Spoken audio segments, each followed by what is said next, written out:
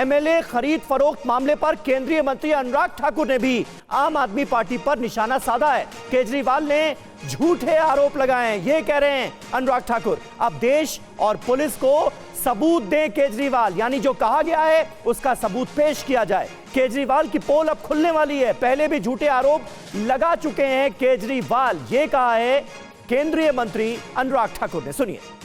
आखिरकार दिल्ली पुलिस को अरविंद केजरीवाल जी के यहाँ क्यों जाना पड़ा?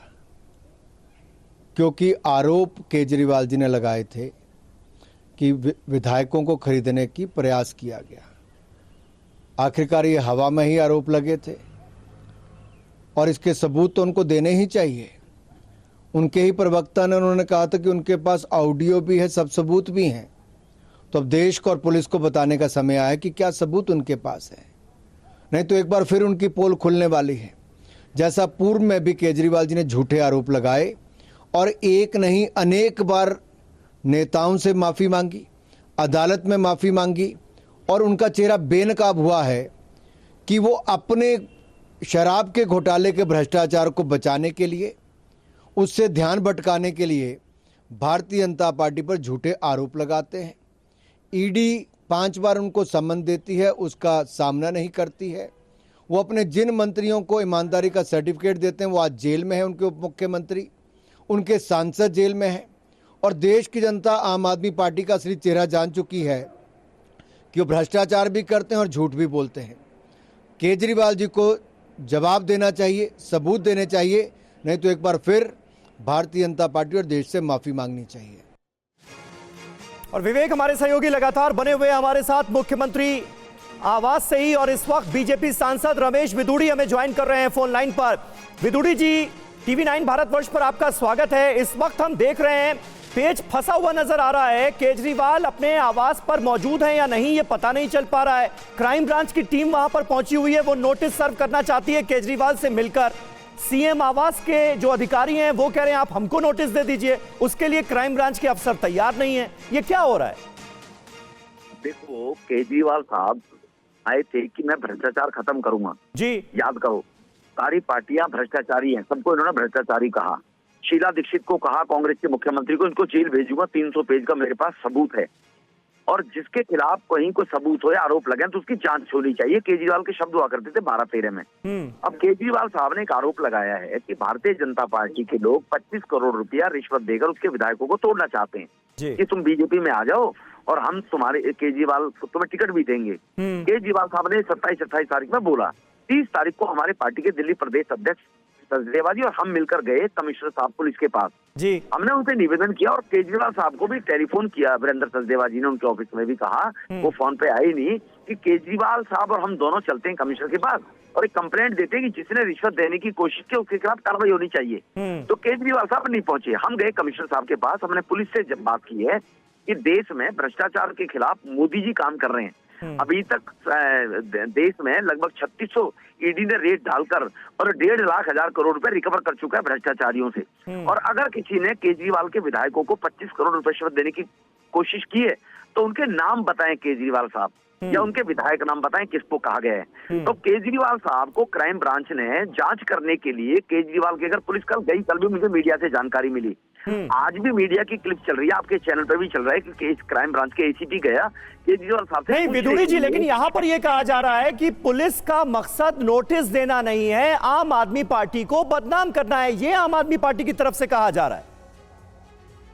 बड़ा दुर्भाग्य है, आप मीडिया चौथा स्तंभ है लोकतंत्र का, वो जो कहा जा रहा है और आप अपने चैनल से बोल रहे हैं तो जनता समझती है। मैं आई एम सॉरी, आप ये बताइए, केजरीवाल ने आरोप लगाया कि 25 करोड़ रुपए हमें रिश्वत देने की कोशिश की है। अब उसके नाम केजरीवाल बताएगा या आप और हम बताएंगे? कौन बताएगा बताओ? उसका नाम कौन बताएगा? जब आरोप अगर आपके पास कोई आए कि मैं तुम्हें इतने पैसे देना चाहता हूँ तो उसका नाम तो आप ही बताओगे, या आपका ये एडिटर थोड़ी बताएगा, चैनल का रमेश विदुड़ी थोड़ी बताएगा जी। तो इसीलिए अब केजरीवाल साहब ने अगर आरोप लगाया, इनके विधायकों ने कहा है, तो ये तो केजरीवाल साहब भी बताएंगे। नहीं, लेकिन विदुड़ी जी अभी तो नोटिस देने की बात हो रही है ना, तो नोटिस सर्व करना है। मुख्यमंत्री आवास पर जो अधिकारी मौजूद हैं वो क्या नोटिस नहीं ले सकते, या अरविंद केजरीवाल को ही नोटिस देना है? नहीं, अरविंद केजरीवाल के घर कल पुलिस गई थी।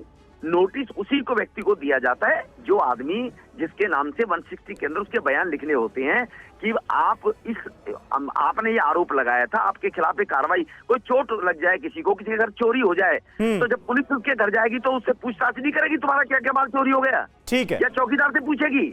ठीक है, चलिए बहुत बहुत शुक्रिया, बहुत बहुत शुक्रिया रमेश विदुड़ी जी हमसे बातचीत करने के लिए। बीजेपी के सांसद जिन्होंने दिल्ली पुलिस कमिश्नर से मिलकर शिकायत भी की थी। हालांकि खास बात यह है कि आम आदमी पार्टी ने आरोप तो लगाए, लेकिन पुलिस में शिकायत आम आदमी पार्टी ने नहीं बल्कि बीजेपी ने की है। Fight between different political parties for seats.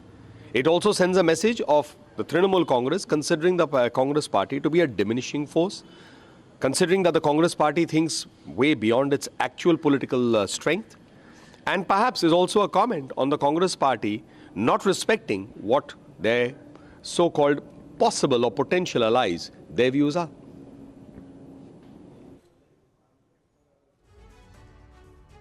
तो देखिए, कुल मिलाकर बीजेपी अब आम आदमी पार्टी पर हमलावर नजर आ रही है। रमेश विदुड़ी बीजेपी के सांसद वो हमला बोलते हुए नजर आ रहे हैं, कह रहे हैं अरविंद केजरीवाल क्यों नहीं नोटिस रिसीव करने के लिए सामने आ रहे हैं, क्यों नहीं देते सबूत अपने आरोपों को साबित करने के लिए। विवेक हमारे साथ मौजूद हैं मुख्यमंत्री आवास से ही। विवेक, कुल मिलाकर अब ये पूरा मामला सियासी तौर पर भी तूल पकड़ता नजर आ रहा है।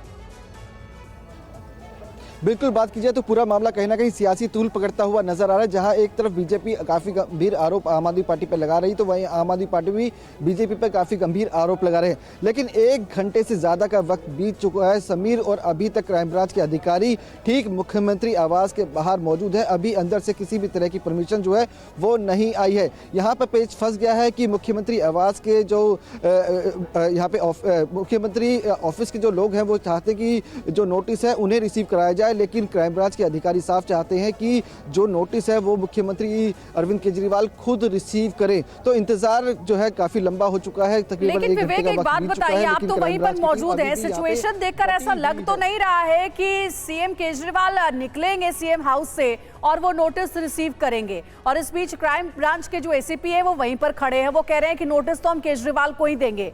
क्या होगा आगे?